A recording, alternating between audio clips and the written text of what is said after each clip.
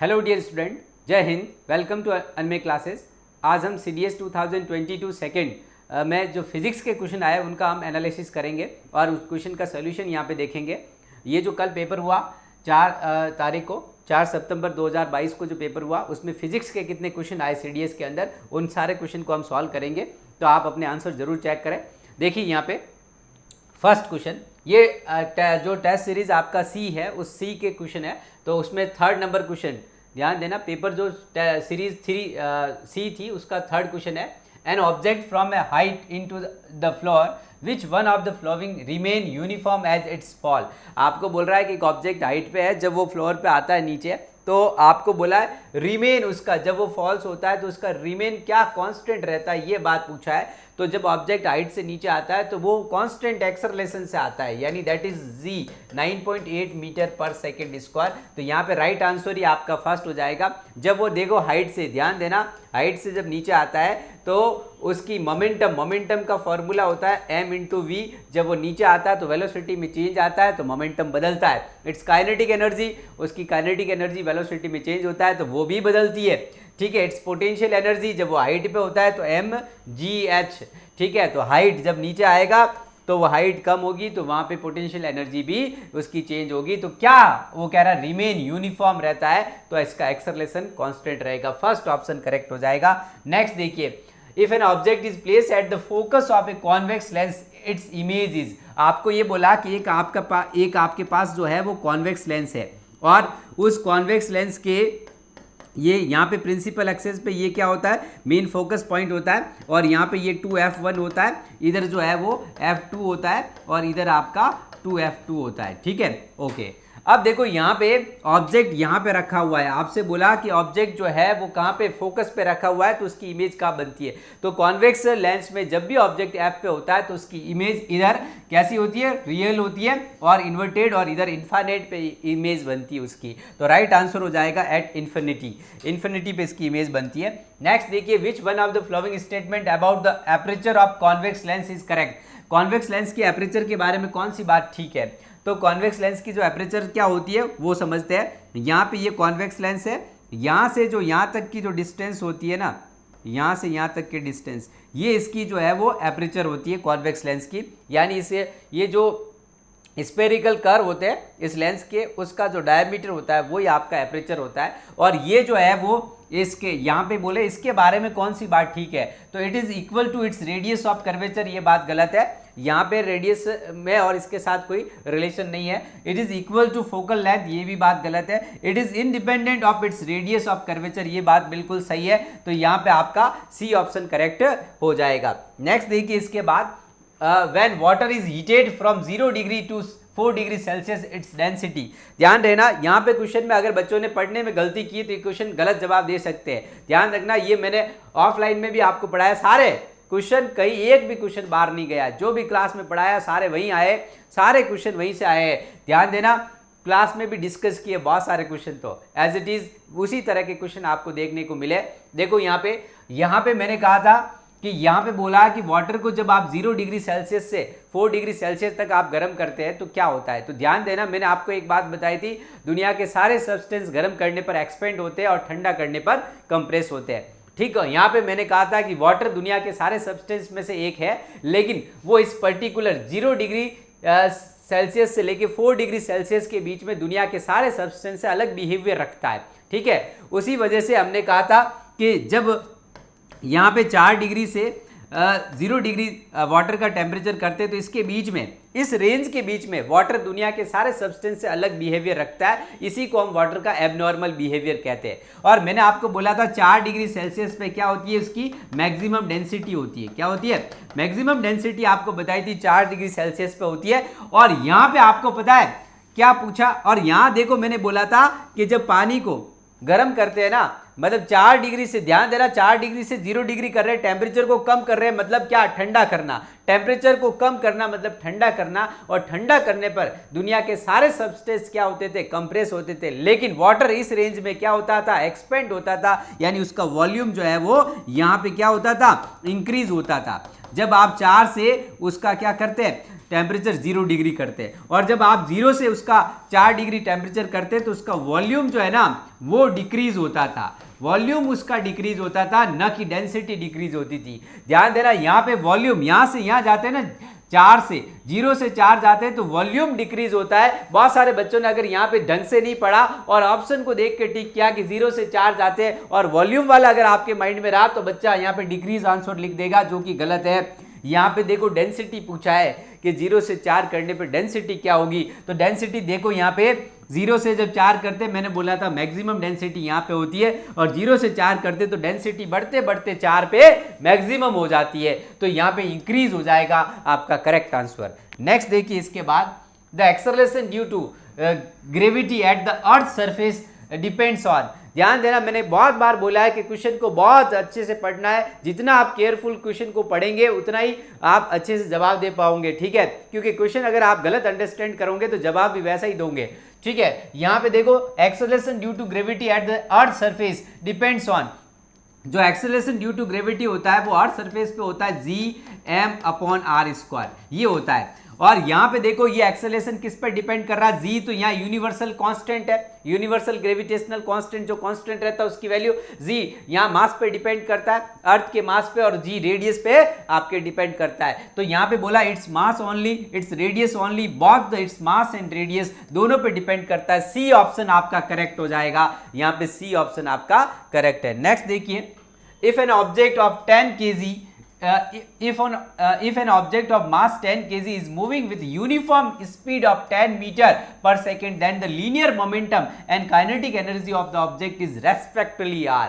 आपको बोला है कि एक ऑब्जेक्ट जिसका मास 10 kg है और वो जो है वो uniform speed that is 10 metre per second से चल रहा है, तो उसका लीनियर मोमेंटम बताना है और उसकी काइनेटिक एनर्जी बतानी है। तो देखो लीनियर मोमेंटम का फॉर्मूला होता है मास इंटू वेलोसिटी। यहाँ पे आपका मोमेंटम देखो, मास कितना दिया हुआ है 10 kg, और यहाँ पे आपका स्पीड दे रखी है वो कितनी है, वो है 10 मीटर पर सेकेंड, तो ये हो जाएगा 100 न्यूटन सेकेंड। ध्यान देना, यहाँ बच्चे कई बार यहाँ यूनिट पे कंफ्यूज हो जाएंगे कि यहाँ पे मैंने 10, यहाँ पे ये आया आपके क्या KG metre per second unit है, ये न्यूटन सेकेंड होती है, ठीक है। इस केजी मीटर पर सेकेंड को न्यूटन सेकेंड लिख सकते हैं, ठीक है, क्योंकि देखो न्यूटन में क्या होगा, 1 न्यूटन क्या होता है, तो हम कहेंगे KG metre per second square, into अगर आप सेकेंड करते हैं 1 न्यूटन। यहाँ पे थोड़ा सा इसको ऐसे समझ लीजिए कि अगर मैं आपको ये कहूँ कि मेरे पास यहाँ पे दे रखा है न्यूटन सेकेंड, तो ये 1 न्यूटन सेकेंड कितना हो जाएगा, तो न्यूटन की यूनिट अगर केजी के मास के टर्म्स में लिखे तो न्यूटन यानी फोर्स, फोर्स क्या होता है मास इंटू एक्सेलरेशन, और मास क्या केजी और एक्सेलरेशन क्या होगा मीटर पर सेकेंड स्क्वायर। अब देखो ये तो हो गया, मैंने न्यूटन को लिख दिया, अब यहाँ पे ये सेकेंड, अब इस सेकेंड को यहाँ पे मल्टीप्लाई करेंगे तो सेकेंड से सेकेंड कैंसिल आउट जाएगा, तो क्या रहेगा केजी मीटर पर सेकेंड, ये भी हमारा क्या है 10 kg और ये स्पीड क्या मीटर पर सेकेंड, तो ये यही तो है 10 kg मीटर पर सेकेंड। तो आपका 100 उसको kg मीटर पर सेकेंड को न्यूटन सेकेंड लिख सकते हैं, तो आपका न्यूटन सेकेंड किस में है, पहले में और सेकेंड में। अब आप काइनेटिक एनर्जी निकाल दीजिए, काइनेटिक एनर्जी का फॉर्मूला होता है हाफ mv², तो यहाँ पे हाफ मास आपको 10 दे रखा है, स्पीड कितनी 10, तो 10 का आप स्क्वायर कर देंगे, ठीक है, तो यहाँ से आप इसको कैंसिल आउट करेंगे तो ये कितना आ जाएगा 5, ठीक है, 10 टू ज़ 5, 5 को आप 100 से जब मल्टीप्लाई करेंगे तो आपका पास आ जाएगा 500 जूल आपकी काइनेटिक एनर्जी। तो फर्स्ट में देखो ये 100 जूल, तो 100 न्यूटन सेकेंड, तो आपका आ गया मोमेंटम, और 500 आपकी काइनेटिक एनर्जी, ए ऑप्शन आपका करेक्ट हो जाएगा। नेक्स्ट देखिए, an electric circuit having combination of resistance and capacitance is given below, the current flowing through the circuit will be. इसमें से करंट फ्लो होगी, सर्किट में से कितनी करंट फ्लो होगी। ध्यान देना ये डीसी सर्किट है, और डीसी सर्किट में जब कैपेसिटर और रेजिस्टेंस साथ में है तो इसको आप इग्नोर कर देते हैं, इसको आप नेग्लिजिबल कर देंगे, और यहाँ पे ये डीसी सोर्स है इसलिए कैपेसिटर और इसको क्या करेंगे इग्नोर करेंगे। तो आप बताओ ये वाला सर्किट अगर इग्नोर करेंगे तो ये 10 ओम का रेजिस्टेंस है और ये 10 ओम का रेजिस्टेंस, दोनों कैसे हो जाएंगे सीरीज में हो जाएंगे। अब ये दोनों सीरीज में हो जाएंगे और आपको 10 वोल्ट का बैटरी यहाँ पे सेल जो है वो सोर्स कितना है, सप्लाई यहाँ पे 10 वोल्ट दे रखी है। तो बताओ करंट का फॉर्मूला क्या होगा, ओम्स लॉ अप्लाई अगर आप करेंगे तो V/R हो जाता है, ठीक है। तो आप बताओ यहाँ पे पोटेंशियल कितना दिया हुआ 10, ठीक है, यहाँ पे आपका V की वैल्यू कितनी है 10 है, और रेजिस्टेंस कितना हो जाएगा, अब दोनों ये सीरीज में है तो बताओ नेट रेजिस्टेंस कितना, 10 + 10 कितना हो जाएगा 20। ठीक है, तो आपके पास यहाँ पे 20 आप लिख देंगे तो यहाँ से ये कैंसिल आउट हो जाएगा। ठीक है, 2 जा और 1/2 का मीन्स कितना 0.5 एम्पियर आपका इसमें करंट हो जाएगा, 0.5 एम्पियर आपके करंट यहाँ पे आ जाएगी। नेक्स्ट देखिए, इसके बाद फिर है the pitch of sound wave depends upon the one of its following characteristics. Sound, ध्यान देना, बहुत बार बोला मैंने, खूब बोला था कि बहुत इंपॉर्टेंट है, और यही क्वेश्चन एनडीए में भी आया, इसी तरह का क्वेश्चन एनडीए में भी आया। ठीक है, अब देखो यहाँ पे पूछा, ये सीडीएस में है और यही क्वेश्चन एनडीए में भी पूछा गया। ठीक है, अब देखो यहाँ पे क्या, the pitch of a sound wave depends upon one of its following characteristics. कौन सी कैरेक्टरिस्टिक्स पे डिपेंड करती है, तो पिच जो है वो फ्रीक्वेंसी पे डिपेंड करती है। जिसका हाई पिच, ध्यान देना, जिसका पिच हाई होता है उसकी फ्रीक्वेंसी हाई होती है और वो श्रिल साउंड होती है, पतली। ठीक है, पिच से हमें कौन सी आवाज का पता चलता है, पतली और मोटी आवाज। ठीक है, ग्रेव और श्रिल साउंड का हमें पता चलता है, और ये फ्रीक्वेंसी पे डिपेंड करता है। ठीक है, लाउडनेस डिपेंड करता था एम्पलीट्यूड पे। मैंने PYQ भी करवाए थे, प्रीवियस ईयर भी करवाए थे, क्लास में भी खूब बोला था, यहाँ से क्वेश्चन बाहर नहीं जाते हैं, और ठीक वैसे ही क्वेश्चन आपके एग्जाम में देखने को मिले, चाहे एनडीए का एग्जाम हो चाहे सीडीएस का एग्जाम। अभी मैं शाम को एनडीए के जो फिजिक्स के क्वेश्चन आए उसके ऊपर भी यहाँ पे मैं एनालिसिस करूंगा, और उन सारे क्वेश्चन को भी सॉल्व करवाऊंगा, उसके ऊपर भी आपको शाम तक वीडियो मिल जाएगा। ठीक है, यस। नेक्स्ट क्वेश्चन देखिए, the device use for measuring the electric current in a circuit is called. बहुत आसान, कितना आसान, और क्या लोगे, देखो यहाँ पे, तो यहाँ पे बोला है the device use for measuring the electric current in electric circuit होता है एमीटर। ठीक है, device ammeter is a device which is use to detect the presence of the current in electric circuit. यहाँ पे एमीटर आपका correct answer हो जाएगा, electric current को मेजर। नेक्स्ट देखो, a metal wire of length L, एक metal wire है जिसका लेंथ L है, उसका डायमीटर आपका D है, हैज रेजिस्टेंस R, और उसका रेजिस्टेंस R है। ठीक है, एक हमारे पास मान लो ये वायर है जिसको हमने एक ले लिया, एक मेटल का वायर है, उसकी लेंथ है ना वो L है, और उसका डायमीटर आपको दिया हुआ है वो है कितना, डायमीटर D ले लेते हैं। ठीक है, और उसका रेजिस्टेंस आपको R दिया हुआ है। अब देखो यहाँ पे बोला है what would be the resistance of another wire of the same metal, मतलब सेम मटेरियल का है सेम मटेरियल का मतलब क्या होगा, डेंसिटी सेम रहेगी, and the same length but having the double of the diameter. यानी एक दूसरा सेम मटेरियल का वायर है जिसका लेंथ तो सेम है लेकिन उसका डायमीटर जो है वो क्या है, डबल है। मतलब यहाँ पे इसका A का D है तो इसका 2D है। तो अब आपको बताना है कि उसका रेजिस्टेंस, दूसरे वायर का रेजिस्टेंस क्या होगा, ये आपको बताना है। तो देखो दूसरे वायर का रेजिस्टेंस कैसे निकालेंगे, तो पहले वायर का रेजिस्टेंस निकालते हैं। रेजिस्टेंस का फॉर्मूला बताओ क्या होता है, तो डायमेंशन के टर्म्स में रेजिस्टेंस का फॉर्मूला होता है rho L by R, R by क्या एरिया होता है यहाँ पे A, तो A यहाँ पे क्रॉस सेक्शनल एरिया होता है। तो यहाँ पे हमारे पास यहाँ रेडियस, ध्यान देना, क्रॉस सेक्शनल एरिया क्या लिखते हैं, πr²। तो यहाँ पे हम यूं करेंगे इसका L, और यहाँ पे एरिया को πr लिखते हैं, तो पाई यहाँ पे r, देखो डायमीटर D दे रखा है, तो बताओ रेडियस कितनी हो जाएगी, रेडियस D/2 हो जाएगी। तो यहाँ पे r रेडियस आती है, रेडियस का स्क्वायर, तो D/2 का आप स्क्वायर कर देंगे यहाँ पे। ठीक है, ये रेडियस का स्क्वायर हो गया। तो फर्स्ट वाले केस में आपको क्या मिल गया, तो फर्स्ट वाले केस में देखो यहाँ पे हम इसको यहाँ पे सॉल्व कर लेते हैं। यहाँ पे देखो, यहाँ पे मेरे पास जो रेजिस्टेंस निकल के आया है वो यहाँ पे 2 का स्क्वायर करूंगा तो क्या होगा 4, तो 4 को मैं आगे लिख देता हूं, और ये मेरे पास हो जाएगा क्या,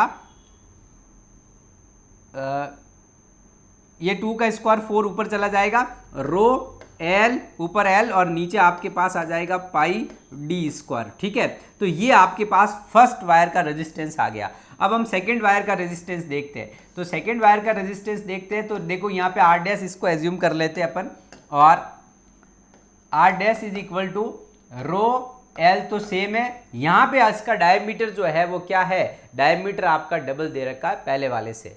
ठीक है, तो पहले वाले से डायमीटर डबल दे रखा है, तो इसकी रेडियस क्या हो जाएगी, तो रेडियस यहाँ पे क्या होगी, रेडियस आपकी यहाँ पे r रहेगी। इसकी रेडियस देखो कैसे, कि पहले वाले की रेडियस यहाँ पे ऐसे समझो, ये डायमीटर है तो रेडियस क्या होती है, डायमीटर की डबल होती है।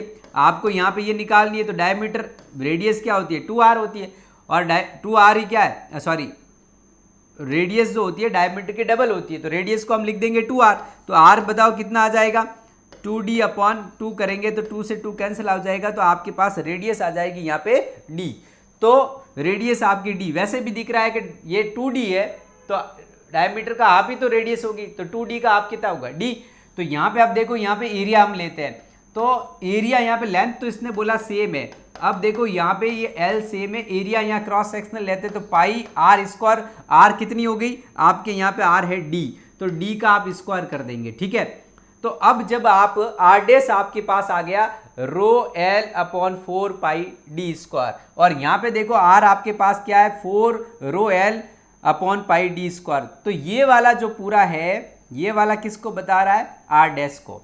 तो हम यहाँ पे यूं कह सकते हैं कि हमारे पास r is equal to 4 into r dash क्या था, दूसरे वायर का रेजिस्टेंस है, और हमें पूछा दूसरे वायर का रेजिस्टेंस कितना होगा, तो यहां से अगर आप r डैश निकालेंगे तो क्या होगा r/4 हो जाएगा, ठीक है।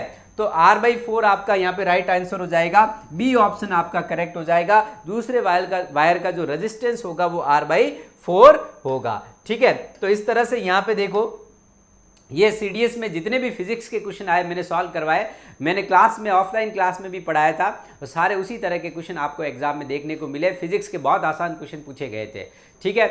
ओके, जय हिंद। शाम को आपका एनडीए के जितने भी फिजिक्स के क्वेश्चन आए उनके लिए भी उनके फिजिक्स के क्वेश्चन जो है मैं यहाँ पे सॉल्व करवाऊंगा, ठीक है। तो आप अपने आंसर चेक कर लेना किसके कितने राइट है। ओके, जय हिंद।